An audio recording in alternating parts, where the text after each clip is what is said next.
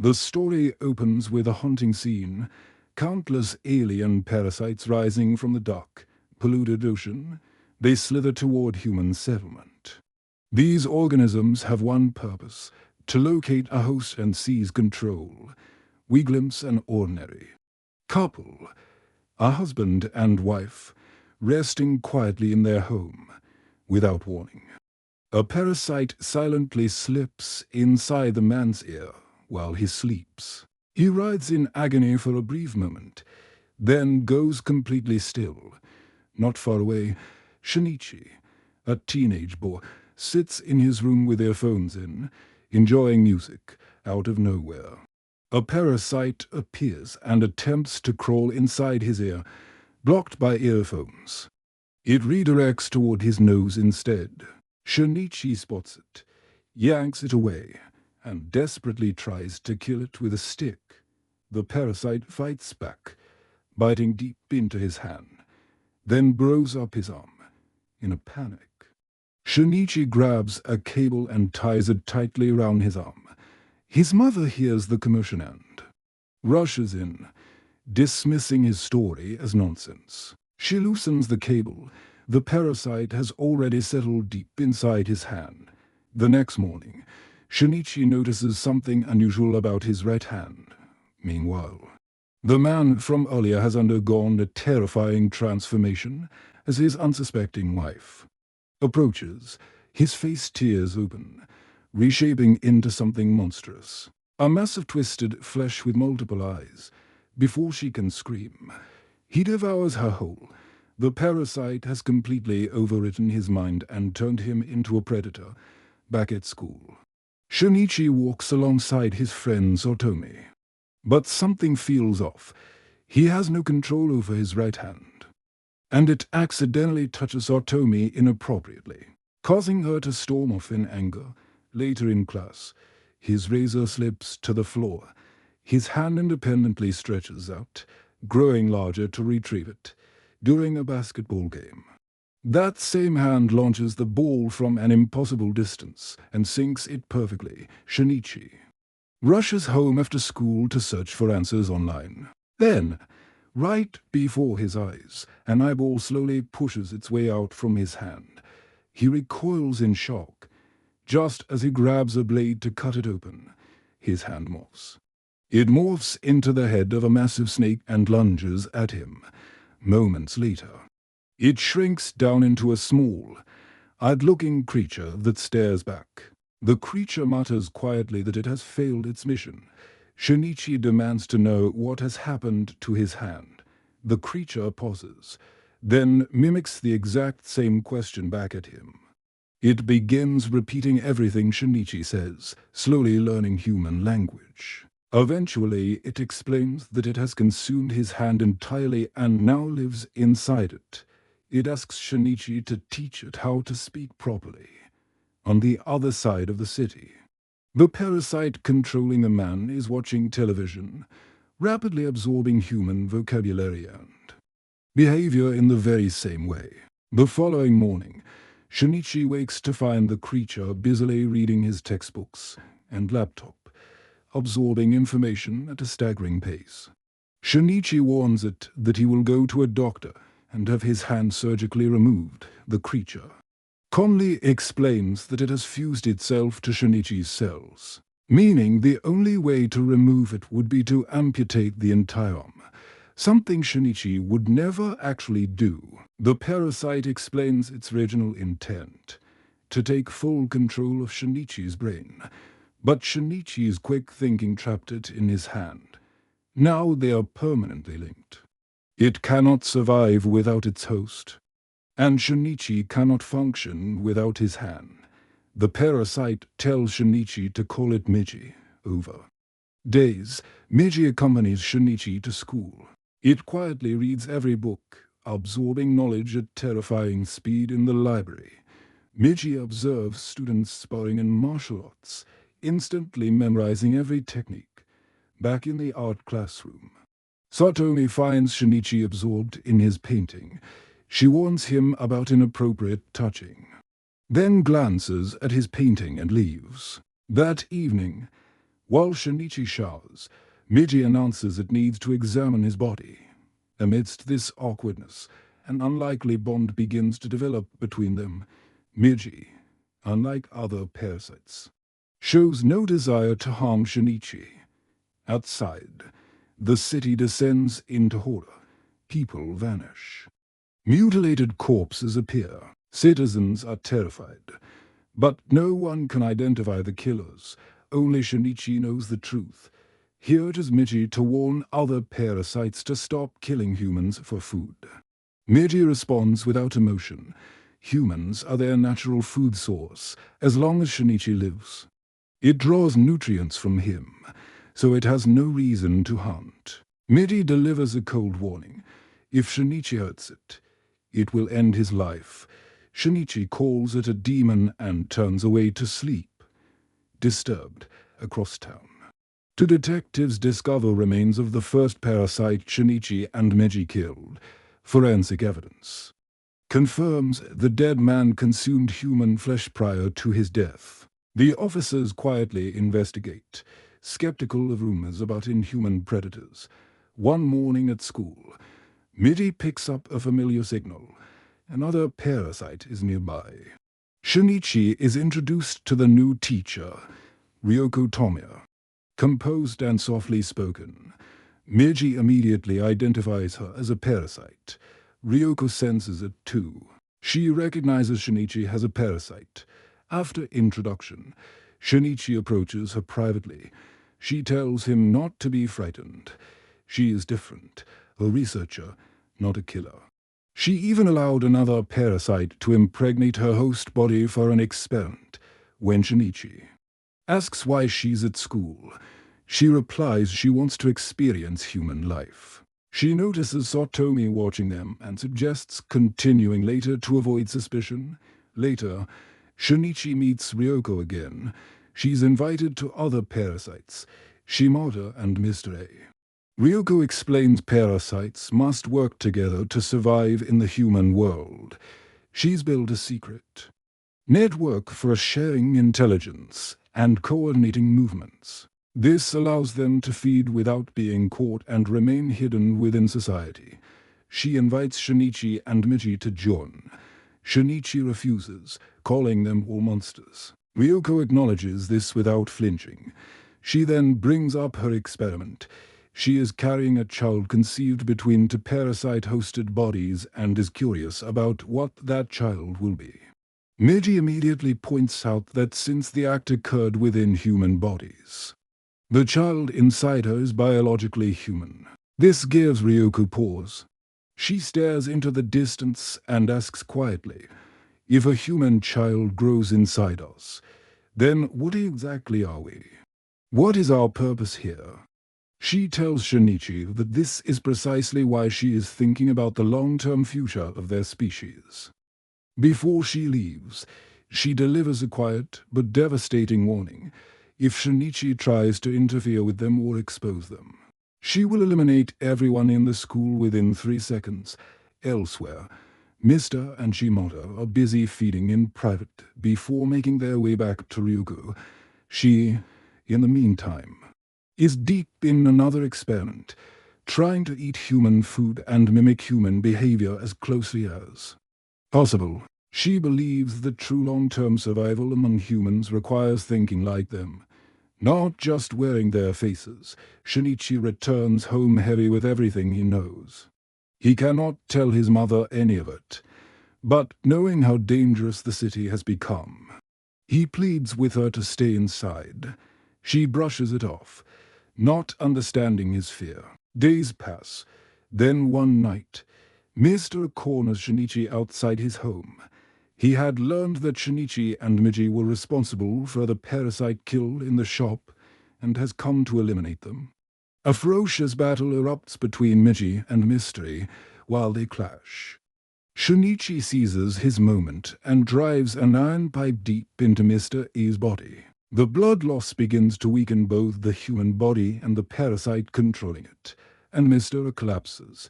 Shinichi sprints home, but in the chaos, Mr. A manages to abandon his dying host body just in time, and at that very moment, Shinichi's mother happens to walk past. The parasite seizes its chance and slips into her body.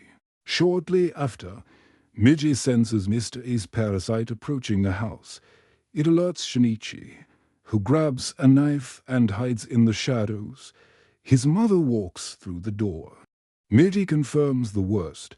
She is no longer his mother. But before Shinichi can fully process this, the parasite strikes without hesitation, driving a sharp appendage directly into his chest and puncturing his heart. Shinichi crumbles to the floor with a gaping wound in his torso. The parasite leaves. Shinichi lies there, slipping away. Migi, in a desperate act, abandons its place in Shinichi's hand and pushes itself deep into his body, using its own cells to physically repair the damage to his heart. Time blurs. Days drift by. Then Shinichi wakes up. Migi returns to his hand and tells him quietly that it left a piece of itself behind permanently to keep his heart functioning. His life has been saved. But Shinichi does not feel saved. He feels hollow. He sits in silence and weeps, because the person he loved most in the world is now a stranger wearing his mother's face. The next day, Shinichi goes looking for Ryuko. On his way there, Satomi tries to reach out to him, but he brushes past her without a word. Something in him has fundamentally shifted. He arrives at Ryuko's and demands to know where Mr. is. She feigns ignorance. Migi cuts through her act and states plainly that Mr. has abandoned the police officer's body and taken over Shinichi's mother. Shinichi pulls out a knife in desperation. Ryuko disarms him effortlessly and tosses it back at him with deliberate precision, stopping just short of seriously wounding him. She chooses not to kill him. Then she walks away, round the same time. The two detectives piece together that a single, unknown individual was responsible for both the sharp killing and the officer's death. They still cannot accept that parasites are real, even as the evidence in front of them grows harder to ignore. Meanwhile, Shinichi continues his search for his mother. He ends up at a political rally. Migi identifies the politician and several others in the crowd as parasites. Migi remarks that parasites have infiltrated government, making a takeover of human civilization inevitable shortly after. Two detectives show up at Shinichi's home, asking pointed questions. He handles them smoothly, and they leave without concrete evidence. Life at school resumes. Satomi approaches him, and there is a tentative warmth between them. Then Shimoda shows up. Transferred to the same school by Ryuko to watch Shinichi, he greets Satomi with charm. But Ryuko and Shimoda are running experiments on Shinichi. They measure the physical and psychological changes Migi's cells caused in his body. Migi pieces this together and fills Shinichi in on their plans. Migi then drops another revelation. It needs to sleep for uninterrupted hours daily. During those hours, it is completely unreachable, offering no protection or communication. Almost immediately, it falls silent and goes completely dormant. Shinichi shakes his hand frantically. At school, Satomi invites Shinichi to cook dinner together since he has been alone. On their way to the market, they find a puppy lying motionless on the side of the road. Shinichi picks it up briefly, then drops it into a trash bin, saying there's nothing left. Satomi stares at him, horrified. She walks away, the distance between them feeling final. Shinichi barely registers her leaving. The parasite cells are changing him beyond the physical. At school, the principal discovers Ryuko is pregnant and unmarried. Moving to dismiss her, Ryuko visits her parents that evening and, without hesitation, kills them both. She then calls Shimoda, telling him their bodies are available for him to collect. The next day, she begins quietly clearing out her belongings from school. While this unfolds, Satomi is in the art room with girls sketching Shimoda's portrait. One girl playfully snaps a strand of his hair, and the hair curls on its own. Every girl in the room freezes. They all understand what they have just seen. Shimoda knows his cover is blown. He snaps. His face steers apart into a grotesque horror. He attacks. The girls scatter. Screaming. Their screams reach Shinichi down the hall. Ryuko hears it too and begins preparing. Something in her room. In the chaos, Satomi snatches chemicals and hurls them directly at Shimoda. It ignites on contact, burning through his body, sending him into an uncontrollable frenzy. By the time Shinichi arrives, bodies are already on the floor. Migi steadies him. Shinichi pulls himself together and runs towards Satomi. She is sprinting down a corridor with Shimoda, now a multi-limb nightmare. Right behind her, Shinichi throws himself between them, absorbing a blow to buy Satomi time, and fights back. Ryuko arrives and orders Shimoda to stop. He obeys for just a moment. In that moment, Ryuko detonates a bomb. Shinichi grabs Satomi, and they throw themselves off the edge of the building. The blast tears through the floor above. Shimoda survives the explosion. Police and ambulances converge on the scene. Satomi is rushed to hospital with injuries. Officers head upstairs and Shimoda tears through them. He climbs to the roof. Migi tracks his location and alerts Shinichi, who has already moved to a building across from the school. Shinichi fashions a makeshift bow from the materials round him, sharpening a metal rod into a projectile. He loads it using Migi as the mechanism. He fires from across the gap, and the rod drives clean through Shimoda, killing him instantly. Shinichi descends and begins walking away. Ryuko emerges briefly, telling him she is going into hiding for a while. She presses a piece of paper into his hand. It contains Mr. A's current location. Shinichi takes it and keeps walking. The two detectives arrive at the school and analyze the scene.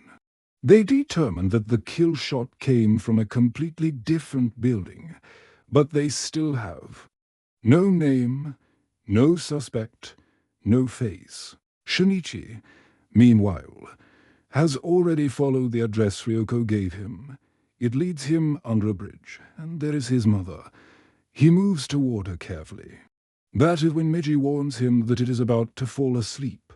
With its final moments of consciousness, it reshapes itself into a rigid weapon in Shinichi's hand, before going completely silent. What follows is Shinichi's most brutal fight.